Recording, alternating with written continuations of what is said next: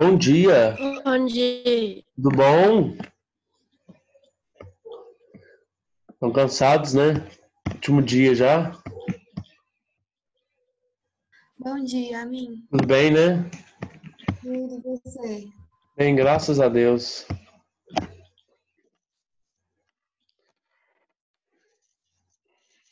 Tô aqui fazendo os últimos retoques da aula aqui.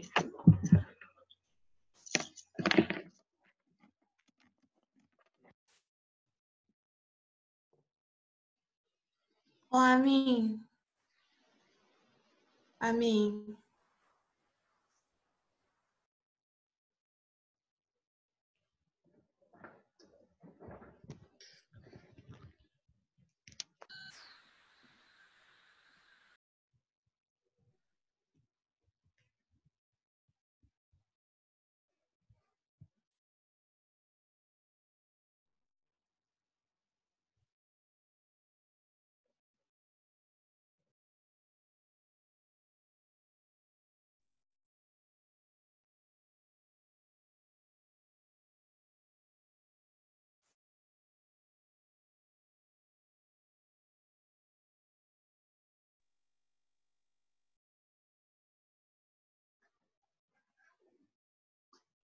Bom dia para quem entrou agora, sem sair de nada. A aula é por causa da internet, ok? Ok, Ana Flávia. Não é só aí não, minha filha, em todo lugar. Tá ruim, você acredita? E eu tô numa gripezinha. Não, tem chato. Desculpa, gente.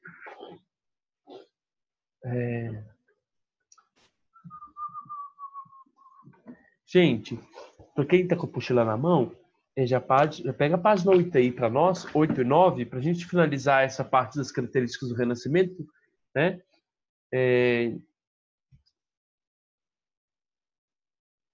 Uma, duas, três, quatro, cinco, né? Nós vamos apresentar 5 e últimas características do Renascimento, né?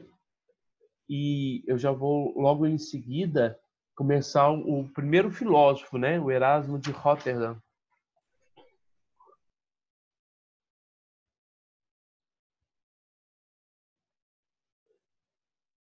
Bom dia. Bom dia, João. Tudo bom? Bom Beleza. dia, Ana Clara. Bom dia, Ju, Mariela, Júlia. Quem que é, gente? Maria Eduarda. Vinícius Borges, Ana Clara Couto.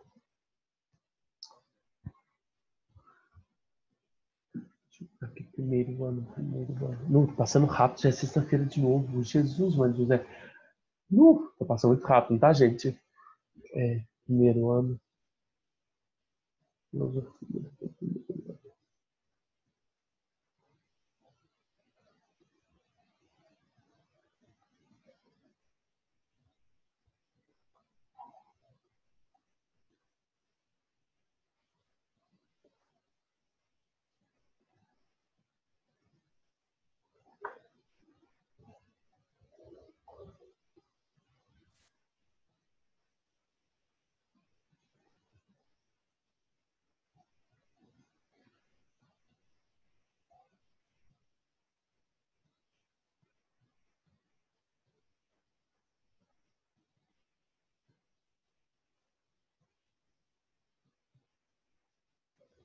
Bom dia, Amin.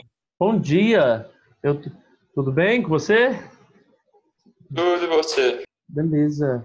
Habilitar a sala. Não, pior que eu entrei com o computador ali, compartilhar tela. Agora eu esqueci como que faz para deixar com que o outro possa compartilhar a tela. Compartilhar a tela, maximizar, ajustar, silenciar, habilitar, maximizar, ajustar a escala. Vamos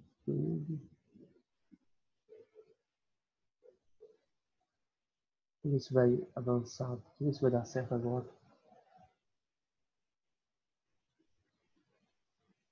Bate-papo, participantes. Deixa eu tentar compartilhar a tela. Aqui não tá dando. Oh, Jesus, que chatice. Não, vou ter que entrar.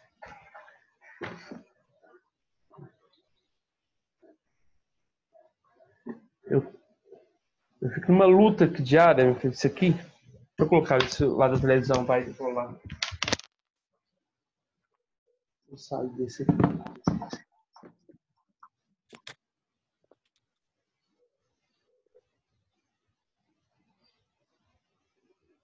Peraí, viu, gente? Eu vou fazer chamada.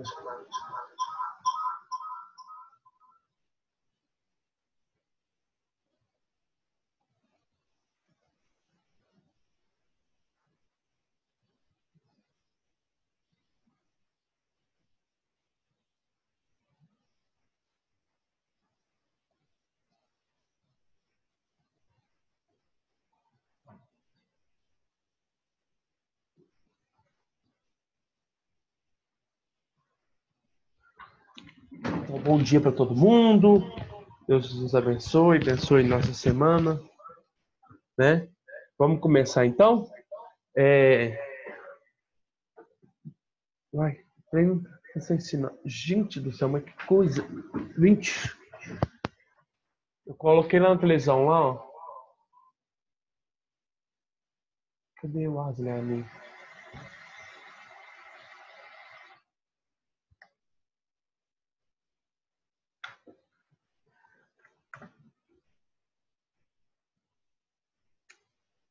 Pronto, jogou na televisão.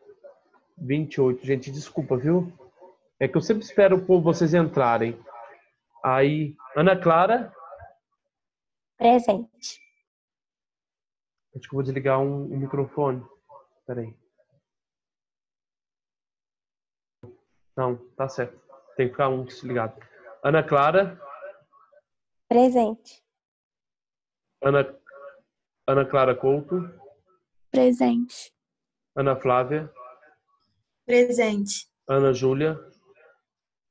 Presente. Augusto. Napoleão. Augusto Nunes. Camila de Castro. Presente. Carlos Eduardo. Presente. Daniel Mendonça. Diogo Henrique. Daniel Mendonça está presente. Diogo Henrique. Gabriel Carlos. Gabriel de Oliveira. Presente. Guilherme Guida. Presente. João Vitor Pinheiro. Presente. Júnia Mayra. Lívia Chagas. A Júnior mandou presente no chat a mim. Mudou? Lívia Chagas. Ah, tá. A Lívia tá aí? Ué, gente, não tá aí hoje, não? Lívia Ferraz. Lívia Ferraz está aqui, presente. Ferraz tá aí. Marden Rezende. Presente. Tá aí. Maria Clara. Maria Eduarda Mesquita. Presente. Mariana Alves. Presente. Mariana Lacerda.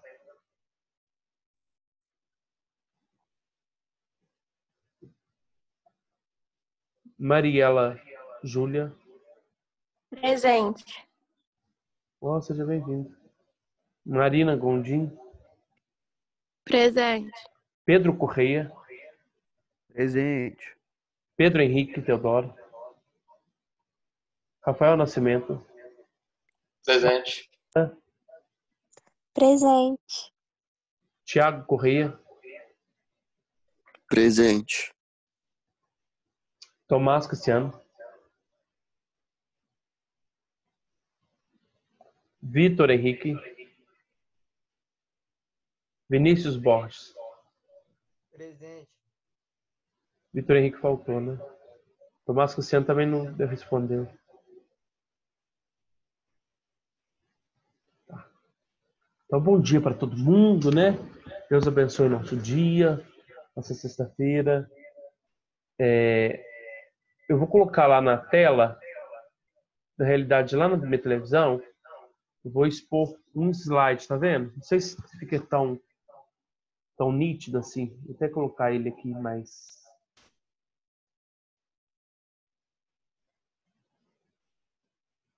presente aqui. Cadê, gente? Como que eu faço para fixar vídeo? Vamos ver. Pronto. Tá vendo lá? Características do Renascimento humanista?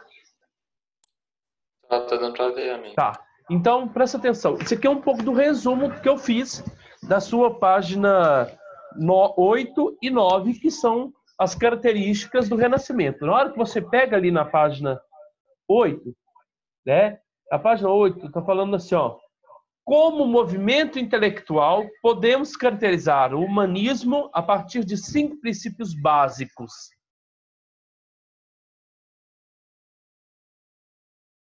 Classicismo, realismo, atitude crítica, individualismo e ideia de virtude ativa. Então, primeiro lá, ó, seria então o classicismo.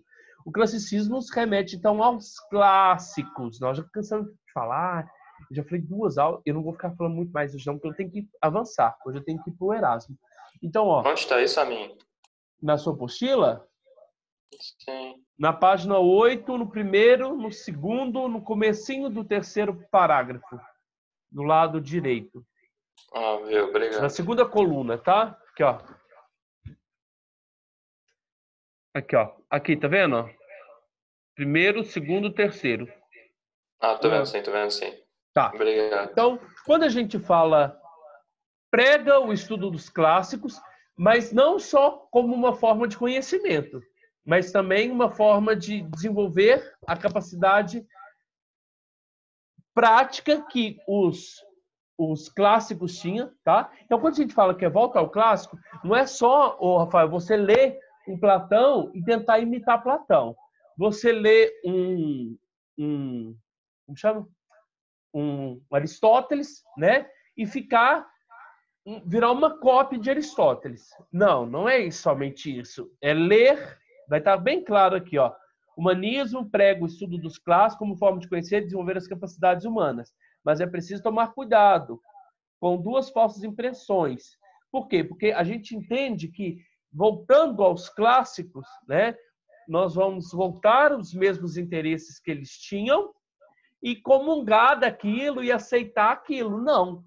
É ler, uma coisa que a Igreja Católica não possibilitava ao homem a leitura dos clássicos, mas é ler e reinterpretar os clássicos para a visão moderna que estava acontecendo naquele período. Então, quer dizer, não é só eu pegar um Platão aqui da minha biblioteca, deixa eu ver se eu encontro um Platão, eu não encontrei não, mas eu tô, tipo, eu peguei um livrinho aqui qualquer, tipo de Kant aqui. Eu leio a República de Platão e tento copiar aquela ideia para o presente. Não. É ler e ter uma atitude crítica a respeito daquela ideia de Platão e tentar renovar, inovar com o pensamento de Platão. Não é copiar e colar, entendeu? Então, segundo, valorizava uma versão não idealizada da realidade, como o próprio Platão realizava. O Platão achava que a verdade estava lá no mundo ideal, né? Então, a verdade, as coisas, né? O mundo das ideias está tão distante da gente, como a igreja falou, nossa, a verdade está em Deus, né? Deus está tão distante da gente. Ou acorda, a verdade não está em Deus, a verdade não está lá no mundo das ideias, a verdade está aqui, com o homem. Então volta, entendeu? Não é ficar imaginando, idealizando a realidade. Olha lá, os humanistas, se você quiser, né? Tá tudo grifado, lá na sua apostila tá tudo em negrito, as palavras-chave, né? Olha lá, valorizavam uma versão não idealizada. Então, quer dizer, eles valorizavam o real, o realismo, né? Olha lá. Aí, lá na sua apostila, está grifado, né? Tá até em negrito para a palavra realidade. Os humanistas valorizavam uma versão não idealizada da realidade. Eles assumiam essa atitude ao se interessarem por história e o estudo da sociedade, como formas de entender como seres humanos de fato se comportavam, em vez de promover ideias inalcançáveis de virtude. Então, quer dizer, o Platão colocava as ideias de bom, de belo, de justo, né? Estava tão longe, tão distante da gente, né? A igreja também colocava esses ideais tão distantes, né? Mas nós vamos alcançar a virtude, a bondade, a beleza só quando a gente encontrar com Deus. Não está tão idealizado, não está tão irreal, não está tão ideal, não, gente. Está aqui, está presente, está real. Basta você agir, basta você colocar para acontecer. Depois, o terceiro característica, né? Já está lá na página 9. O humanismo também é marcado por uma atitude de autonomia intelectual. O que é autonomia? O que significa autonomia? Alguém sabe me dizer? Ao contrário de heteronomia. Autos vem de si, nomia vem de normas. Então, o ser humano, além dele se tornar autônomo, né, no sentido das regras, né, de formar novas morais, né, novos conceitos de virtude, ele também começa o quê? A se tornar independente intelectualmente da religião. Então, quem detinha a verdade? Quem detinha o conhecimento? A igreja. Agora, o que os renascentistas vão ter de diferente? Essa autonomia, né?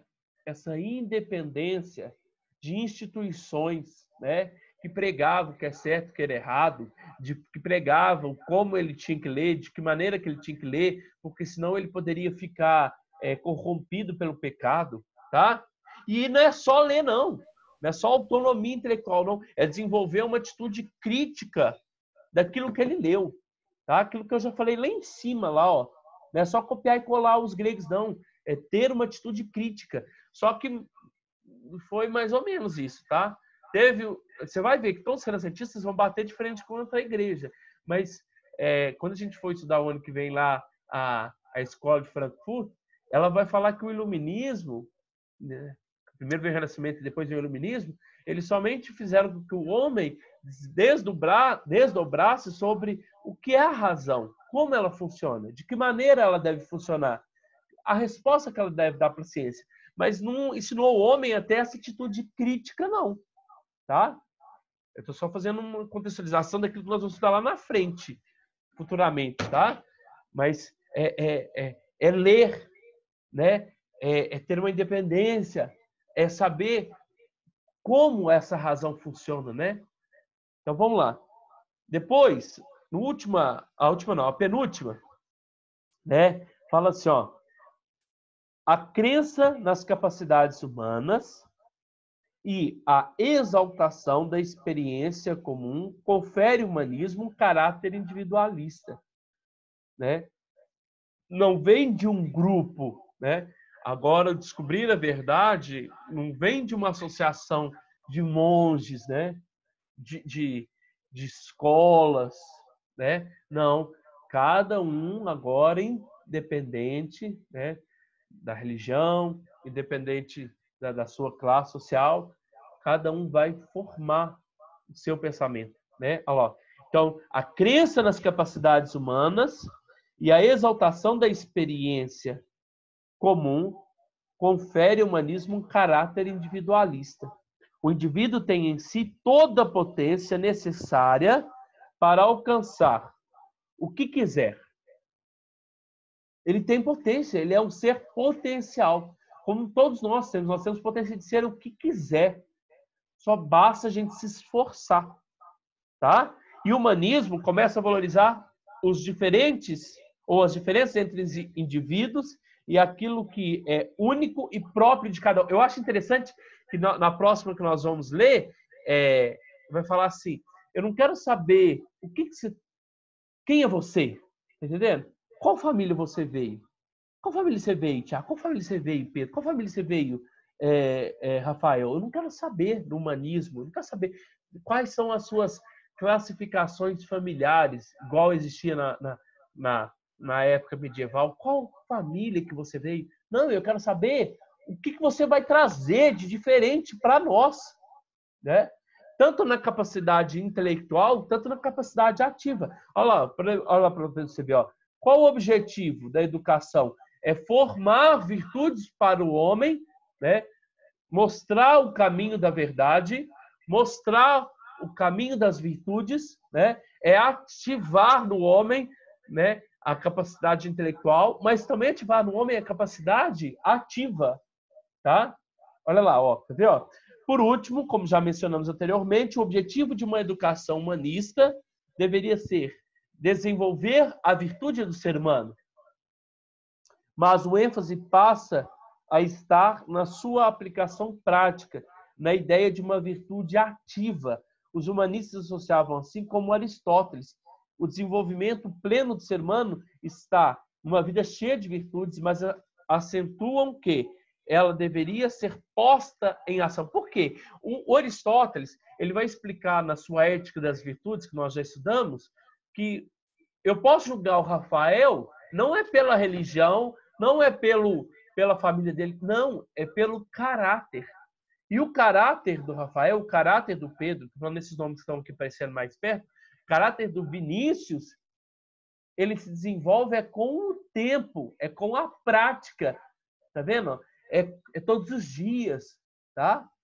No humanismo, eu não quero saber quem é você, eu quero saber o que você trouxe de diferente, de novidade para nós, tá?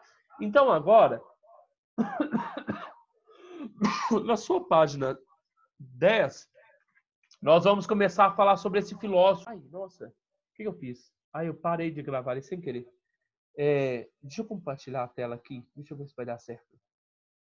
Agora nós vamos começar a estudar o filósofo Erasmo de Roterdã, tá? Tem alguém falando alguma coisa no chat? Se alguém estiver falando alguma coisa no chat e eu não estiver vendo, alguém desabilita o microfone aí, fala para mim, ó, Wesley, fulano tá falando alguma coisa, tá? Mas se for reservado, depois eu comento alguma coisa, tá? Então agora nós vamos aqui para o primeiro filósofo, né, desse contexto humanista, que foi considerado humanista. Só que aqui, ó, nessa dose extra aqui, vai falar que existe um filósofo chamado Michel de Montaigne, que viveu entre 1533 a 1592, logicamente posterior, né,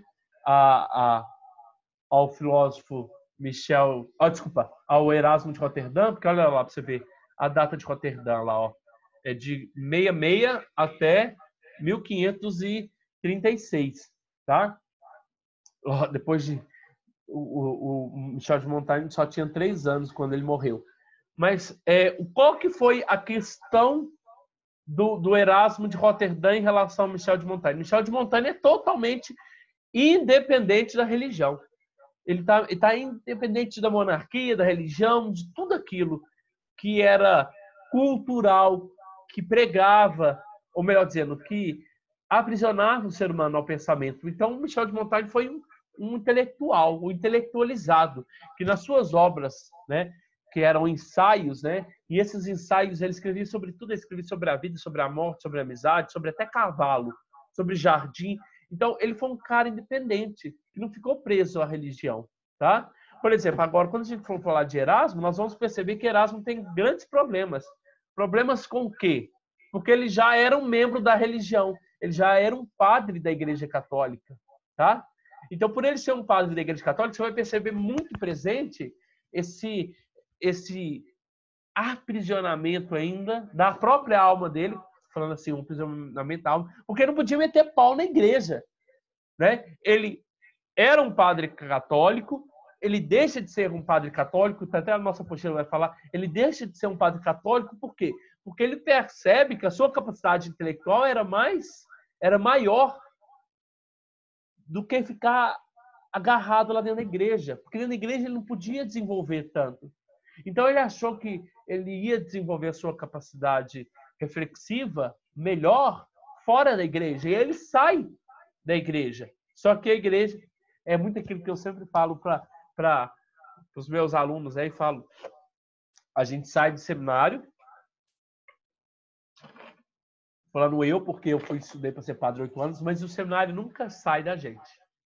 A mesma coisa que eu entendi aqui de Erasmo, né? Ele sai da religião, ele sai do clérigo, ele se desliga do clérigo, mas do clero, né, no caso, ele deixa de ser um clérigo, mas mesmo assim ele está muito enraizado à Igreja Católica, tá? Então, eu coloquei ali, ó, na televisão, não sei se você está conseguindo enxergar, na televisão, eu coloco ali, ó, características, né? Considerado verdadeiramente humanista, pois acreditava em uma educação baseada no estudo dos clássicos. E aí, eu quero que você pegue aqui para mim a sua página 10, né? E eu vou marcar para você as partes essenciais dessa filosofia de Erasmo de Roterdã. Nós não vamos aprofundar, nós vamos conhecer mais uma biografia dele.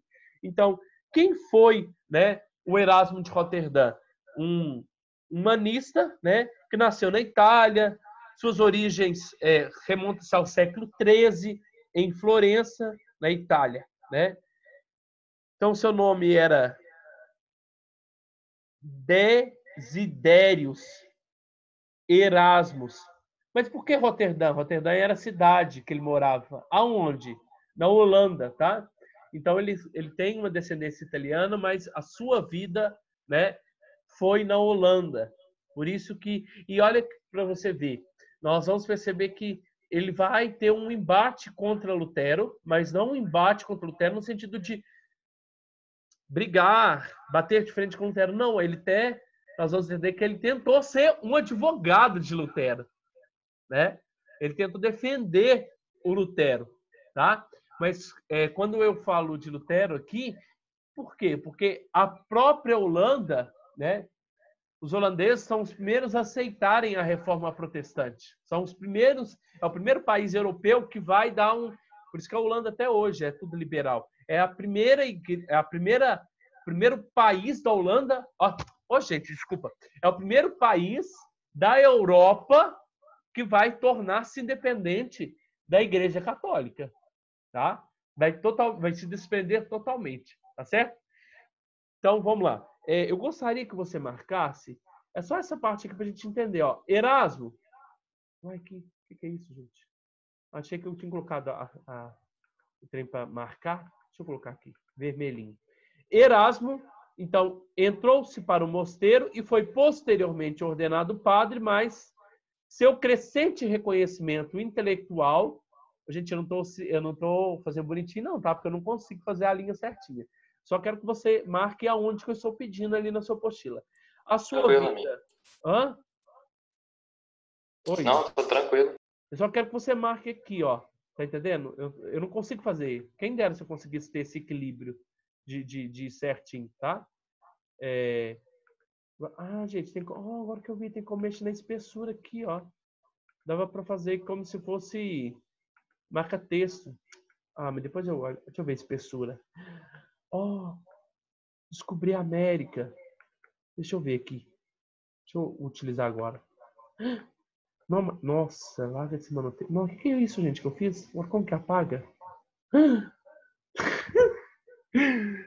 Agora eu não sei como que apaga. Tá, então eu quero que você grife essa parte aqui para mim, ó. Erasmo entrou para o mosteiro, né?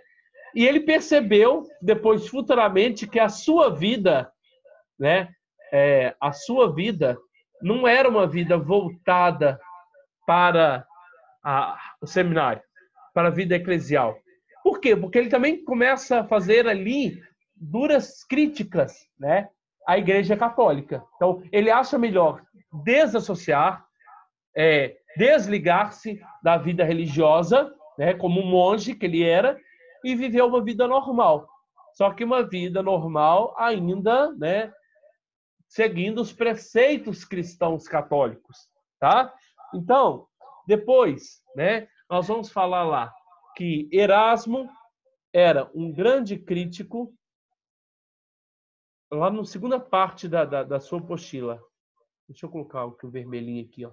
Deixa eu jogar minha telinha aqui para o lado, porque eu não consigo ver, tá? Então, o Erasmo, ele era um grande crítico da religião, né? Crítico de alguns sistemas, né? A própria monarquia, né, de muitas coisas que eles estavam acontecendo ali e principalmente na sua obra, quando ele fala sobre... Ai, meu Deus. Pediu já 10 minutos aqui já. Quando na sua obra ele faz um elogio à loucura, ele está fazendo um elogio à loucura. Que loucura é essa? Loucura no contexto em que ele vivia. Mas essa loucura é a loucura de louco mesmo, tá? E a loucura que a gente seguia. Quais loucuras que a gente seguia? As loucuras pregadas e às vezes ensinadas pela Igreja Católica. Olha lá, ó, Erasmo era, aqui ó, quer ver? Ó? Era um grande crítico da tradição e das superstições vindas do espírito medieval. Olha para você ver. Então, quem colocava essas superstições para nós? Que pregava o que é certo, o que é errado, que você não podia fazer isso. Ah, porque Deus ia castigar. A igreja. Então, a igreja que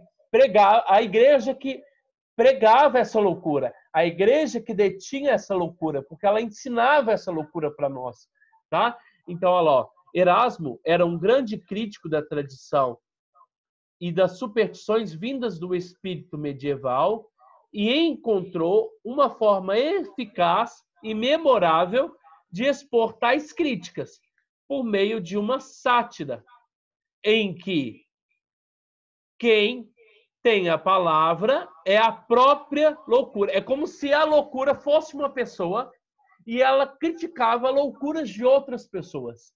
Tá? Deu para entender? Então, tá claro isso? Tipo assim, é como se eu, Wesley, fosse a loucura em pessoa, a loucura, né?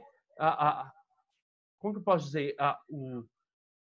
Esse ato psicológico, né, da loucura se encarnasse, tornasse uma pessoa e ela mesma criticasse, né, o contexto histórico na qual ela vivia. Olha lá, nessa obra, Elogio à Loucura,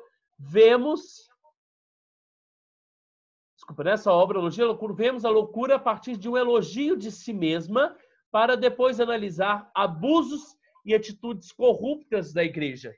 Erasmo, deixar bem claro, ó, Erasmo nunca deixou de ser católico, mas conhecia de perto os defeitos dessa instituição que pertencia e aproveitou para criticar, né? Criticar a vaidade dos intelectuais e dos privilégios da nobreza. Quem eram os intelectuais da época? Né? Quem se sentia? Os próprios padres eram os intelectuais da época. Né? E também defender, né, esse absurdo que é a associação, né, que a igreja tinha aos nobres e aos reis. Então, logo em seguida, na página 11, ele vai falar dessa segunda ponto lá, ó, que é o que o Erasmo, né? Qual é a intenção primeira de Erasmo? O Erasmo, então, ele vai tentar traduzir a Bíblia, tá? Ele vai ser um tradutor da Bíblia. Então, nós sabemos, né? Ele vai falar aqui, nesse primeiro parágrafo aí, ele vai falar que ele bate de frente, então, com o contexto da escolástica, porque quais foram os pensadores posteriores? Antes dos renascentistas, eram os filósofos da escolástica. E aí ele vai achar engraçado que os próprios filósofos da escolástica, eles escreviam uma tese, por exemplo, São Tomás de Aquino. Se eu pegasse um livro de São Tomás de Aquino agora, você ia conseguir entender. São Tomás de Aquino escrevia uma tese e ele mesmo criticava a tese, então, uma antitese, e depois ele fazia uma síntese, que era uma reunião da tese e da crítica da sua tese, e finalizava com uma síntese. Então, ele achava que eles eram muito vaidosos, né? Eles se achavam demais. Quem? Os escolásticos. E ele não gostava dessa forma de conhecimento da escolástica, porque eles achavam, vou falar um português barato, eles se sentiam. Então, ele gostava da forma como a patrística como a patrística, né? Patrística, quando a gente vai remeter, a gente relembra que a patrística, com Santo Agostinho, tentou conciliar a fé e a razão, né? Conciliar a fé e a razão, só que eles beberam da fonte de Platão. E Platão tinha uma forma mais, como que eu posso dizer? Mais detalhada, mais delicada de escrever, sabe? Os textos de Platão é mais delicado, ao contrário dos textos de Aristóteles, que era mais rude, né?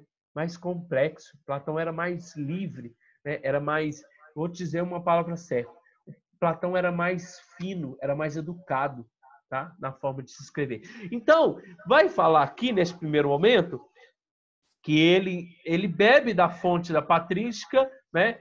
E vai contra os filósofos, né? Que está posterior a ele, ou melhor dizendo, posterior não, está anterior a ele, que é os filósofos da escolástica. Então, aqui está Erasmo, do Renascimento, e antes está quem? Está os filósofos da escolástica. E antes da escolástica está os filósofos da patrística. E aí, olha lá para você ver, ó, ele tenta traduzir a Bíblia. Mas como ele tenta traduzir a Bíblia? Quem traduziu a Bíblia do grego para o latim foi São Jerônimo. Então, ele era um grande apaixonado, né? Ele era um grande fã de São Jerônimo. Só que ele tentou traduzir a Bíblia de uma maneira diferente, tá? Ele traduziu a tradução de São Jerônimo. Não sei se você entendeu. Então, São Jerônimo pega a Bíblia e traduz ela do grego para o latim. O Erasmo de Roterdã pega a Bíblia, né, que vai chamar-se a Vulgata, né? A Vulgata, que significa uma edição, uma tradução da Bíblia, né? Então, ele pega essa Bíblia de quem? De São Jerônimo, que está traduzida para o latim, e ele vai fazer uma retradução. Só que ele vai fazer igual eu já vi alguns livros daquela religião, esqueci o nome deles, dos islâmicos, que de um lado está o texto original e do outro está o texto traduzido. Então, o que o Erasmo de Roterdã tentou fazer? Ele pegou o texto em grego, em original, o seu original, né, colocou de um lado e tentou traduzir já a tradução de São Jerônimo. Tá? Então, o que ele tentou fazer? Ele tentou traduzir a Bíblia novamente, né? E aí, da fonte, né, dessa fonte, o próprio Lutero vai beber. Por quê? Porque o Lutero, ele vai pegar a Bíblia, né? Posteriormente, o Lutero vai fazer isso. Então, o que o São Jerônimo fez? São Jerônimo só traduziu a Bíblia do grego para o latim. O que o Erasmo de Roterdã fez? Ele retraduziu do latim, compilando, colocando os textos originais gregos. E aí, qual foi o problema aqui que nós vamos aparecer aqui, ó?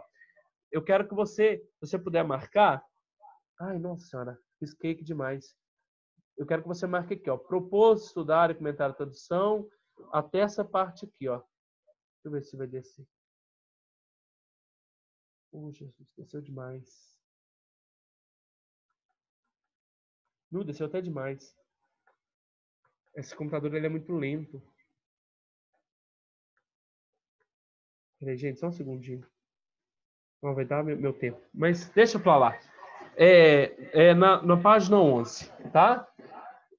A primeira publicação ocorreu em 1516. Erasmo acabou por decidir incluir também um texto original grego,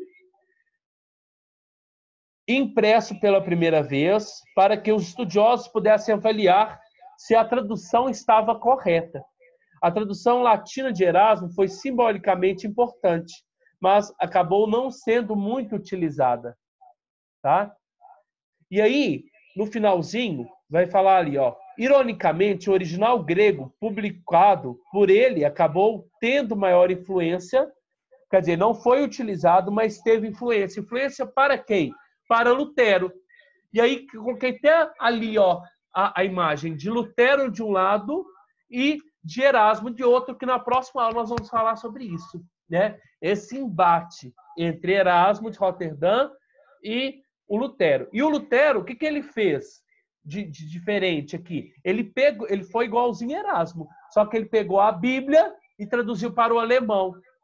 E pegou a Bíblia e pôs na mão de quem? Do povo. uma coisa que a igreja